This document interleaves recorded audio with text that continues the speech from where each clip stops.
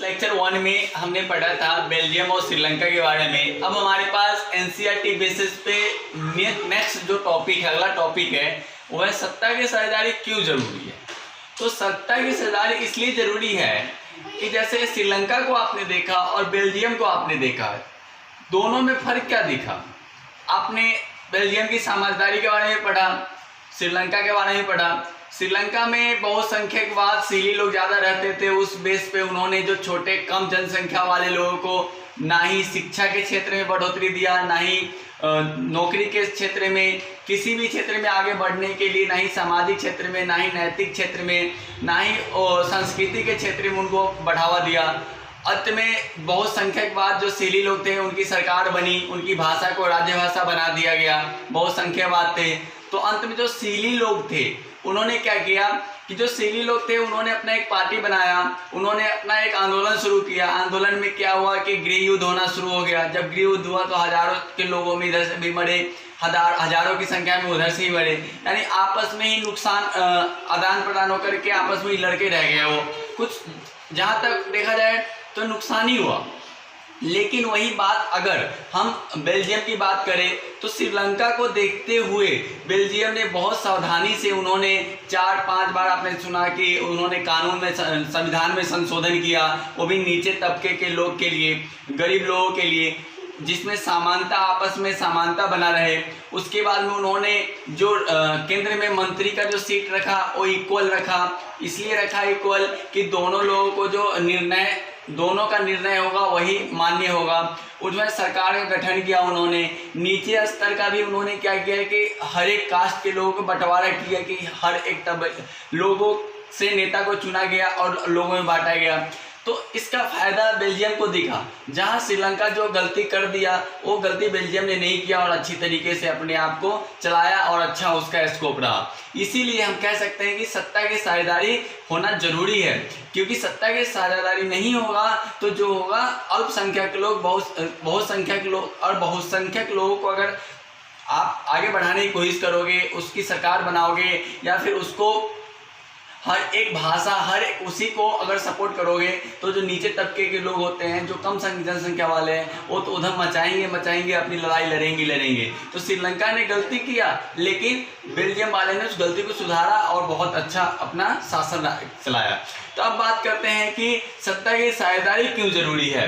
तो सबसे पहले हम बात करेंगे अभी आपके पास कि 2 तरीके की सत्ता की बंटवारा होता है, 2 बेस पे सत्ता की बंटवारा होता है। देखिए, सबसे पहले है युक्तिपरक तर्क, युक्तिपरक और नैतिक परक तर्क। 2 तरीके के तर्क होता है, 2 तरीके से बंटवारा करते हैं। जो युक्तिपरक तर्क था, लाभ या हानि के परिणामों पर आधारित होता है। ये क्या होता है कि लाभ और हानि के उस पर आधारित होता है, जिस तरीके से आपने देखा कि श्रीलंका वाले ने किया। लेकिन नैतिक तर्क क्या था, नैतिक या अंतर्मूल महत्व पर आधारित होता है, जो कि इसमें सत्ता की साझेदारी लोकतंत्र की आत्मा होती है।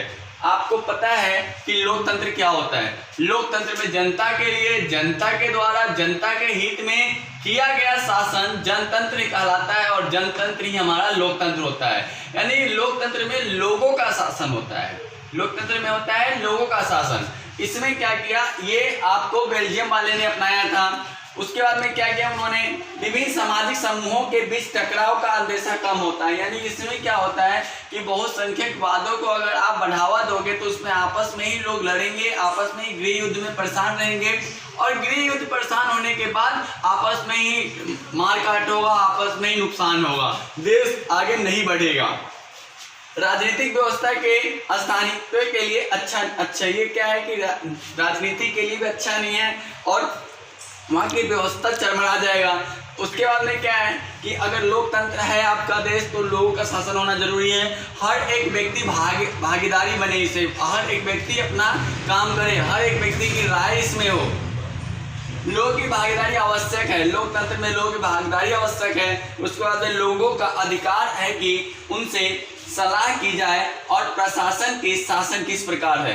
यानी कि लोकतंत्र में होता है कि लोगों की मति को लेकर, लोग के मत को जान करके आप उससे सहमति लेकर के कि आप किस तरीके से शासन व्यवस्था चलाओगे, उस होना चाहिए लोकतंत्र के अंदर में, जो बेल्जियम वाले ने बहुत अच्छी तरह से निभाया और श्रीलंका वाले ने नहीं निभाया। श्रीलंका वाले ने अगर इस चीज को नहीं निभाया तो उसको बहुत नुकसान देखना पड़ा, आपस में ही युद्ध का सामना करना पड़ा, गृह युद्ध का। अब हमारे पास होता है तो युक्तिपरक तर्क था और दूसरा क्या था, नैतिक तर्क था। तो जो साझेदारी था, तो हमने कुल मिलाकर के ये देख लिया कि सत्ता की साझेदारी जरूरी है, लेकिन किस बेस पे, आपके जनता के आधार पर और लोगों की भागीदारी उसमें जरूरी होनी चाहिए। कोई भी बहुसंख्यकवाद या बहुत संख्या वाले लोगों को उसमें बढ़ावा, ताकतवर लोगों को बढ़ावा नहीं मिलता है। बहुत ताकतवर लोग हैं तो उनको भी आप सरकार में बैठा दोगे तो भी नुकसान है। इसलिए आपको क्या है कि लोगों की भागीदारी होना जरूरी है और सत्ता के बंटवारा होना भी जरूरी है। नीचे तबके से लेकर के गांव, जैसे आपने देखा होगा कि सरकार जो है, हमारी व्यवस्था 3 तरीके से बटा हुआ है, कार्यपालिका, न्यायपालिका और विधायिका। तीनों एक दूसरे से अलग है लेकिन एक दूसरे तालमेल करके काम करते हैं। गांव में देखा होगा आपने, वार्ड होते हैं, पंचायत होते हैं, जिला अध्यक्ष होते हैं, फिर उसके बाद में आपको विधायक वगैरह देखने को मिलता है, फिर सीएम वगैरह। मतलब छोटे छोटे स्तर पे सरकारों को बांटना जरूरी है कि उनकी समस्याओं को समझ सके। महिलाओं की अगर जहाँ पे है तो महिलाओं के ग्रुप के भी एक लीडर होना चाहिए, यानी केंद्र में अगर शासन व्यवस्था चल रही है, सरकारें हैं, तो महिला भी होना जरूरी है, पुरुष भी होना जरूरी है, दलित भी होना जरूरी है, वहाँ पे हर एक कास्ट के लोग होना जरूरी है। इसलिए है कि अपनी कास्ट के लिए आवाज उठा सके, अगर महिलाएं हैं तो महिलाएं के दुख दर्द समझ सके और आप तक पहुंचा सके, वो अपनी हक की लड़ाई लड़ सके। जेंट्स को भी होना जरूरी है और दलित को भी होना जरूरी है कि दलित भी अपनी कठिनाई वहां पे बताया और वो समस्या का समाधान लेकर के अपने जनता के लिए है। यानी कि इस बेस पे सत्ता के बंटवारा होना चाहिए, ना कि ताकतवर के बेस पे, ना ही बहुसंख्यक के बेस पे। आइए अब हमारे पास लास्ट टॉपिक। तो हम पहले पढ़ रहे थे सत्ता की साझेदारी, ठीक है, साझेदारी क्यों जरूरत है, कैसे बंटवारा करते हैं, ये सारा कुछ हमने पढ़ लिया। अब पढ़ेंगे हम सत्ता की साझेदारी के विभिन्न रूप। अलग अलग राज्य में, अलग अलग देश में अलग अलग तरीके से बंटवारा होता है सत्ता का। इंडिया में अलग तरीके से है, उसके बाद अगर अमेरिका में बात करें तो वहाँ पे अलग तरीके से है। इंडिया में भी दिल्ली अगर राज्य की बात करें तो दिल्ली में अलग तरीके से है। बिहार राज्य की बात करें तो बिहार राज्य में अलग तरीके से है। वहाँ पे जो है पंचायत वगैरह होता है छोटे स्तरों पे, यहाँ पे एमसीडी वगैरह होता है। ये आपको बताऊं बहुत सारे कुछ होते हैं यहाँ पे निगम पार्षद वगैरह होता है। अब बात करते हैं, देखिए पहले सरकार केंद्र सरकार होता है। केंद्र सरकार पूरे देश को करता है, जैसे कि केंद्र सरकार में अभी बीजेपी की सरकार है और हमारे मिस्टर नरेंद्र मोदी जी हैं, हमारे पीएम हैं। उसी की बात करें, राज्य सरकार होता है जिसको प्रांतीय सरकार भी कहते हैं। तो दिल्ली में श्री अरविंद केजरीवाल की सरकार जी का सरकार है, बिहार में नीतीश कुमार जी का सरकार है, ऐसे यूपी में योगी आदित्यनाथ जी का सरकार है। तो अलग अलग राज्यों में अलग तरह की सरकार। उसके बाद में बात करते हैं कि स्थानीय सरकार होते हैं। स्थानीय सरकार में जैसे निगम पार्षद हो गए, यहाँ का विधायक हो रहे, सारे के सारे स्थानीय सरकार के अंदर आते हैं। छोटे छोटे प्रधान हो जाते हैं, पंचायत हो जाते हैं, पंचायत समिति होता है, बहुत सारे छोटे छोटे राज्य होते हैं और सारे के सारे हमारे बंटवारे के तहत आते हैं। अब हम बात करते हैं सत्ता के 36 वितरण। 36 वितरण क्या होता है? 3 तरीके की वितरण है हमारे पास, विधायिका, कार्यपालिका, न्यायपालिका। ये तो पढ़े ही होंगे आप। तो इस तरीके से क्या कहते हैं ऑल ओवर सत्ता की साझेदारी का ये जो विभिन्न रूप है, तो ये सारा का सारा हमने पूरा का पूरा चैप्टर 2 लेक्चर में कवर किया है हमने। पहला लेक्चर भी देख लीजिए, डिस्क्रिप्शन बॉक्स में होगा। दूसरा ये चल ही रहा है। इस लेक्चर को लेकर के ऑल अबाउट हमने चैप्टर को कवर किया। अगर कोई क्वेरीज होगा तो आप पूछिएगा। अब नेक्स्ट चैप्टर पे स्टार्ट करेंगे।